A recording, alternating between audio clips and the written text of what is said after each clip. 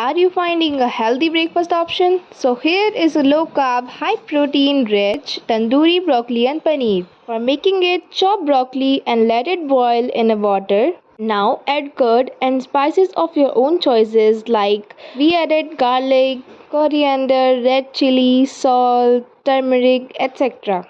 After adding all the spices of your need, you have to just stir it all and mix it well till it becomes just like a paste.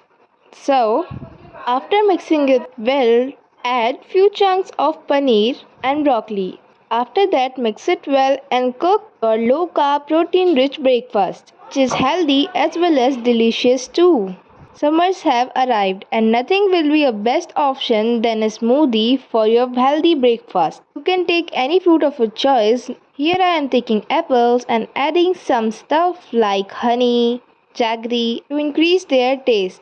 I'm also adding some milk as it is a smoothie. Now I will grind them well and here is your delicious breakfast as a smoothie. Just grab your smoothie and start your day.